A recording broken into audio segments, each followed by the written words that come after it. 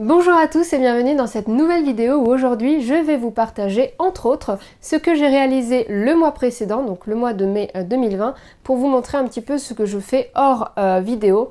En fait, j'ai décidé de faire ce format-là tout simplement parce que en général, quand je fabrique quelque chose, je me demande toujours si ça va faire une vidéo à publier sur ma chaîne.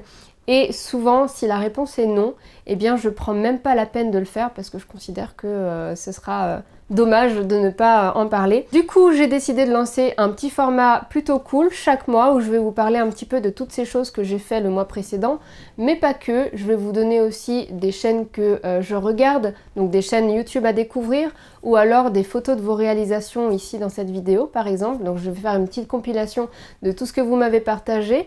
Et puis des petites recommandations d'outils, de matériel que j'utilise personnellement depuis longtemps et que j'apprécie personnellement et que je vous recommande. Voilà, donc en gros dans cette vidéo je vous partage tout un tas de choses qui ne méritent pas une vidéo entière sur le sujet, mais voilà, que j'aimerais vous partager. Et puis à la fin, je remercierai toutes les personnes qui m'ont envoyé des colis ces dernières semaines, parce que ça fait longtemps que je les ai pas remerciés. Donc voilà, ce sera l'occasion. Comme pour la précédente vidéo, vous retrouverez sur la timeline le sommaire de chaque rubrique, comme ça vous pourrez switcher de l'une à l'autre selon ce qui vous intéresse le plus. Et puis bah voilà, écoutez, je vous propose qu'on démarre tout de suite.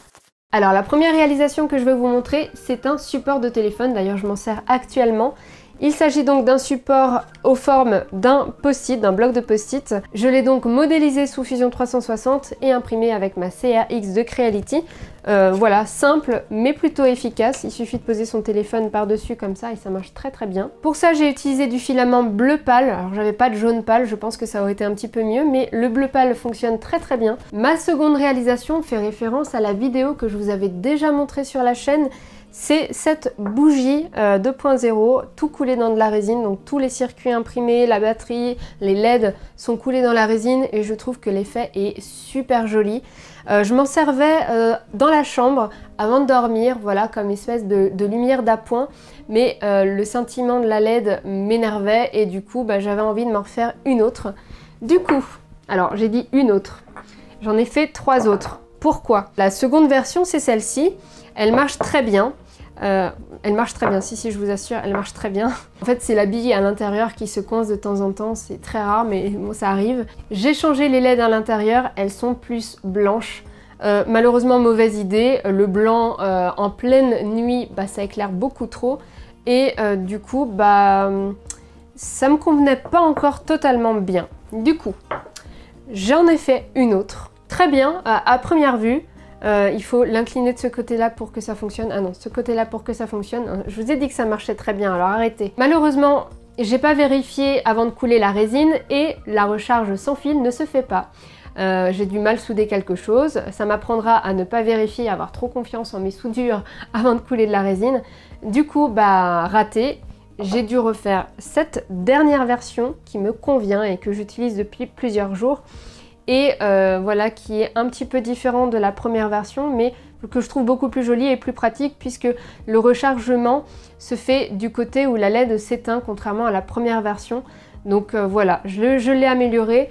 C'est une lampe que j'utilise vraiment dans ma vraie vie.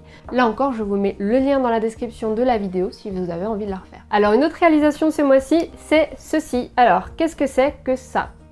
Oui, vous ne voyez pas, probablement pas, je comprends. En fait, c'est un support de téléphone. En fait, il suffit simplement de mettre son téléphone, donc ça s'ouvre. Et je mets mon téléphone comme ça.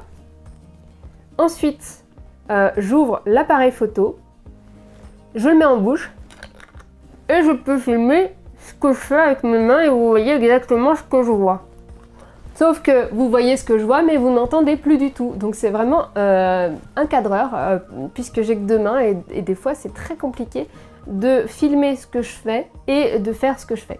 Donc voilà, j'ai décidé de faire ça et ce qui m'amène à ma 4e réalisation, puisque en fait c'est pas vraiment une réalisation. Le bureau que j'ai ici, je l'ai simplement poncé, je l'ai ensuite reverni. Et tout ça pour vous dire que je me suis servi de mon petit outil pour vous montrer un petit peu les étapes de ponçage et de vernissage. et comme ça vous pouvez voir un petit peu de quelle manière ça file. Autre réalisation que j'ai fait pour la chaîne, alors rien à voir avec l'impression 3D ou l'électronique ou quoi que ce soit, il s'agit d'animation pour embellir un petit peu l'aspect visuel des vidéos. Donc vous pouvez le voir par exemple en fin de vidéo, j'ai réalisé une petite animation pour présenter un petit peu d'autres vidéos, le abonnez-vous, etc. Et d'autres petites animations que vous pouvez voir tout au long des vidéos, comme lien dans la description, enfin non, détail dans la description, et d'autres petites choses. Voilà, tout ça ce sont des animations qui sont faites main, qui sont faites image par image. Et voilà, je me suis un petit peu essayée avec cette technique que je ne connaissais pas du tout. Voilà, c'était des essais. Et ma foi, je suis plutôt satisfaite. Alors ce mois-ci, j'ai 3 choses à vous faire découvrir. La première chose, il s'agit d'un cadeau que j'ai reçu il y a plusieurs semaines et que j'utilise très régulièrement. D'ailleurs, la personne se reconnaîtra, coucou à toi. Alors je sais pas exactement son nom, mais je vais vous montrer de près à quoi ça ressemble. Donc c'est ça, vous pouvez voir qu'il y a plusieurs résistances à la suite avec une entrée-sortie d'alimentation. Alors à quoi ça sert? Moi personnellement, je l'utilise beaucoup avec mon alimentation de labo que vous voyez pas mais qui est ici, qui me sert par exemple à sortir une tension que j'ai décidée. Par exemple, j'ai une LED, je vais calculer la résistance qu'il me faut pour cette LED selon l'alimentation de ma batterie par exemple, et en faisant mon calcul, je vais tomber sur une valeur de résistance. Cette valeur de résistance, je vais mettre ces pins là directement sur les bons endroits pour pouvoir sélectionner la bonne valeur de résistance et voir quelle luminosité j'obtiens avec ça, et aussi la consommation de ma LED en fonction de la résistance utilisée. Alors vous allez me dire, oui mais dans ce cas-là, autant prendre la bonne résistance et s'en servir directement.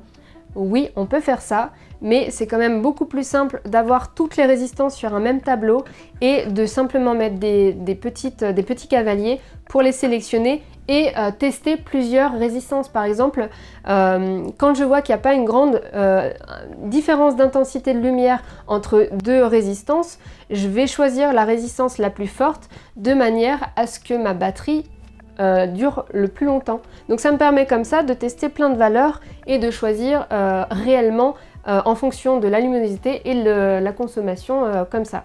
Donc voilà, ça c'est quelque chose que je vous conseille si vous faites un petit peu d'électronique. Ensuite, encore une découverte liée à un cadeau. Il s'agit ici de la spatule Bultak. Alors elle est un petit peu chère, mais par contre c'est un vrai bonheur à utiliser. On la prend en main de cette manière-là. Elle est biseautée, donc elle rentre très facilement entre l'impression et le plateau sans détériorer quoi que ce soit. Et elle a des angles très intéressants pour l'impression. Voilà, c'est bien pensé.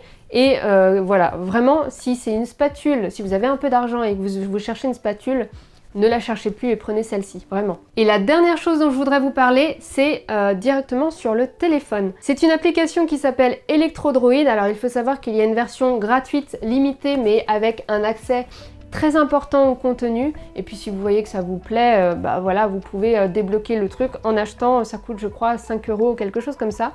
Moi c'est quelque chose que j'utilise aussi très régulièrement, je l'ai depuis plusieurs semaines. Et en fait, à l'intérieur, vous y trouverez des calculateurs pour par exemple calculer la loi d'Ohm et plein d'autres choses, par exemple les codes couleurs de résistance. Si vous avez une résistance et que vous n'avez pas moyen de calculer sa valeur, vous pourrez renseigner les couleurs et ça va vous sortir la valeur de la résistance que vous avez dans la main. Si par exemple vous avez un petit peu de mal à lire les schémas et vous savez pas trop à quoi correspondent les symboles, ici vous avez absolument tous les symboles et à quoi ça correspond, donc ça c'est vraiment très utile. Enfin bref, c'est pour moi une application vraiment très utile avec énormément d'informations dessus, et si vous faites un petit peu d'électronique, eh bien c'est une application que je vous conseille. Il y a bien un truc que j'aime vraiment beaucoup, c'est quand vous me partagez des photos de réalisation suite à une vidéo que j'ai postée.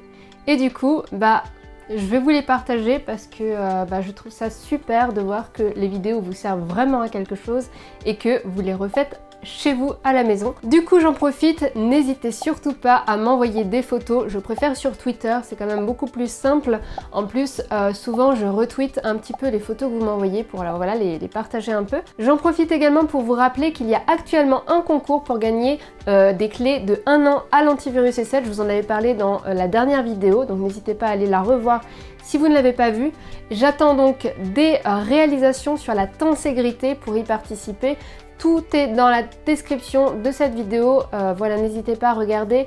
J'attends vraiment avec impatience toutes votre réalisations, j'en ai reçu quelques-unes, mais franchement pas assez. Donc allez-y, vu que vous ne serez pas nombreux, vous aurez vraiment beaucoup de chances de gagner ces clés à l'antivirus E7. Donc voilà, soyez nombreux, je suis sûre que vous pouvez le faire. Alors aujourd'hui j'ai 4 chaînes à vous partager, le thème c'est moins de 100 000 abonnés, donc je considère que c'est des chaînes qui doivent être plus vues que ce qu'elles le sont actuellement. La première c'est la chaîne de Balo. Rien à voir avec le bricolage, mais par contre on reste dans la créativité.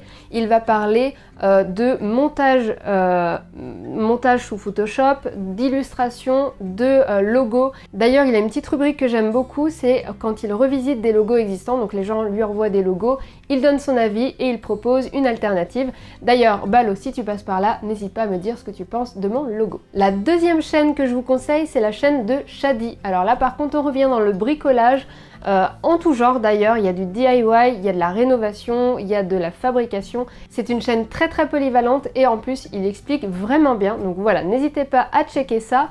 Troisième chaîne, c'est la chaîne que j'ai découverte il n'y a pas très longtemps de Nicolas Carnol.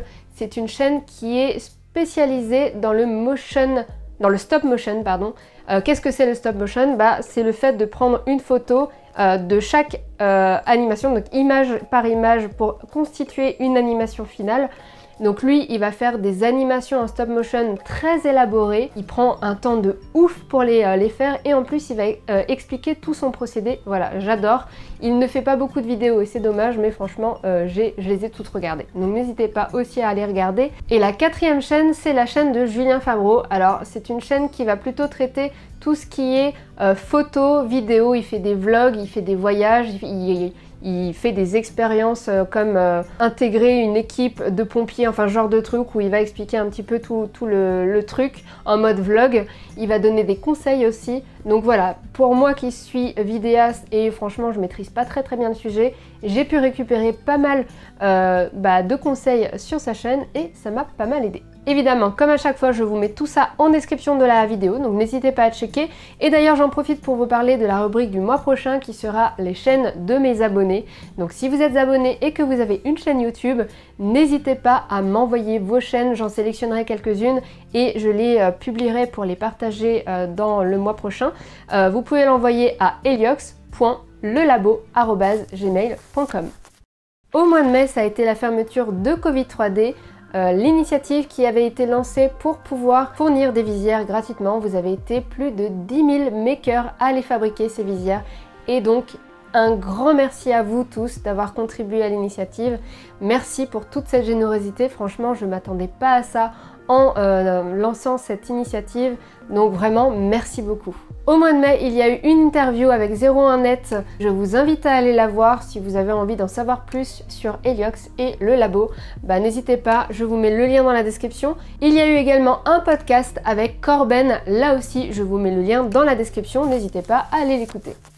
Alors j'ai pas mal de gens à remercier, à commencer par les tipeurs. Merci beaucoup à vous de soutenir la chaîne via des dons, comme vous pouvez facilement l'imaginer.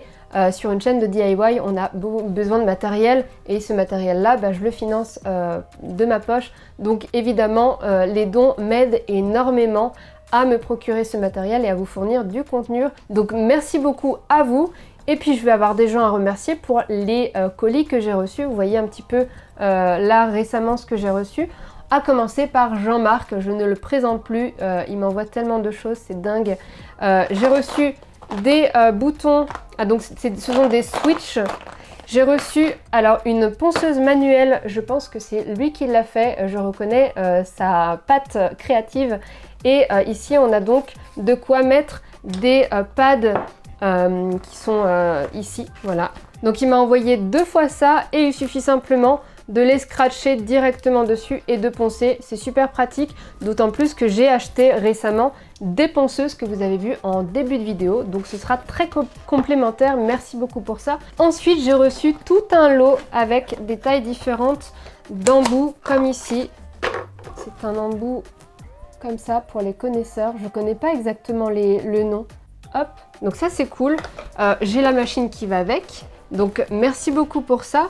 Alors j'ai également reçu des wraps de la marque Stanley avec différentes tailles. Ça j'avais pas, donc ça aussi c'est super chouette. Alors après c'est mystérieux. Alors ça j'ai compris ce que c'était. C'est un étau manuel, c'est super pratique.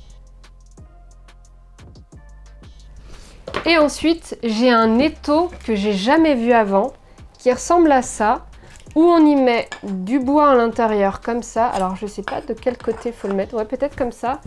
Et apparemment, ça se sert sur le plan de travail. Et ici, on a comme un support, je vois. Alors, je veux bien des explications. J'ai demandé à mon papa, il savait pas trop non plus. Donc, je veux bien des explications. J'ai pas tout bien compris. Ensuite, j'ai reçu des cartes SD. J'ai une carte SD qui a rendu l'âme. J'avais mis ça dans ma liste Amazon, donc merci beaucoup Jean-Marc pour ça. Et ensuite, on a des réalisations. Alors, on a cette réalisation hop, qui fait référence à la fiole du labo, ainsi que celle-ci, qui est faite donc en résine avec le support qui se met en dessous. Alors, on en a parlé un petit peu avec Jean-Marc et alors c'est vraiment super, je vois que tu as fait des couches différentes pour pouvoir mettre les bulles à l'intérieur. Ça c'est vraiment chouette. Par contre, je comprends pas comment tu as réussi à emprisonner une bulle ici, ce qui fait que du coup, la résine n'est pas répartie partout. Mais franchement, je dirais pas comme toi. Parce qu'en fait, il faut savoir qu'il m'a envoyé un colis où il y a marqué sur le carton « fragile mais moche ». Ça m'a fait beaucoup rire évidemment, mais comment t'es dur avec toi, franchement c'est quand même super joli. En plus tu m'as fait le support à la taille et tout, enfin non franchement c'est gentil. Ensuite je remercie Evan qui m'a montré sa technique ingénieuse pour faire des straps comme ça en latex pour, vous savez, les visières et les masques. Pourquoi pas s'en servir aussi pour les masques pour éviter que ça coupe derrière les oreilles. En fait il a réalisé des moules comme ça en PLA. Alors il marque que c'est en PLA, mais franchement, vu comment c'est flexible, je pense que c'est plutôt du TPU. Donc je sais pas trop, mais en tout cas, la technique est très intéressante. Vous voyez, il a fait plusieurs tirages et ça rend... Bon, la couleur est pas folle, mais on est sur un truc pratique et un truc qui est flexible. Merci à Davy pour ce t-shirt qu'il m'a envoyé et bravo pour la taille, tu as bien visé. C'est un t-shirt de sa marque, donc sa marque s'appelle Oh Yeah. Donc n'hésitez pas à aller voir, je vous mets dans la description le lien vers son site. Merci à Romain qui m'a envoyé pendant le confinement cette plaque qui a été gravée, je pense, avec une CNC. Et bon, alors je suis pas spécialiste dans le bois, hein, loin de là, mais si je peux te donner un conseil, c'est de poncer légèrement la surface parce que là on a quelque chose d'assez rugueux. Mais voilà, c'est qu'un petit conseil. Merci beaucoup de m'avoir envoyé cette réalisation. Et j'ai une dernière personne à remercier. La personne se reconnaîtra parce que je sais qu'elle ne veut pas forcément que je remercie ses envois en vidéo, mais je trouve ça tellement joli que c'est quand même dommage de ne pas partager. Et voilà, on peut voir la réalisation d'une bouteille de plongée avec les lettres qui s'allument. Voilà, belle réalisation, modélisation par cette personne et impression chez lui qui est d'ailleurs très propre. Merci beaucoup pour tout ça. Merci aux tipeurs encore une fois. Merci à toutes ces personnes qui m'envoient des choses. Franchement, c'est super adorable. C'est toujours une petite surprise pour moi de recevoir un petit colis et de savoir ce que vous m'avez fabriqué ou ce que vous m'avez envoyé. Donc vraiment, merci beaucoup. J'espère en tout cas que ce format vous aura plu. Je vous en ferai environ une fois par mois comme je vous le disais. Donc n'hésitez pas à me faire un retour dans les commentaires. Comme d'habitude, laissez-moi un pouce en l'air si ça vous a plu. Vous pouvez également vous abonner à la chaîne en cliquant sur le lien qui s'affiche ici à votre écran et en activant la petite cloche qui vous permettra d'être notifié lorsque je mettrai une nouvelle vidéo en ligne. Et moi, je vous dis à très bientôt dans une prochaine vidéo.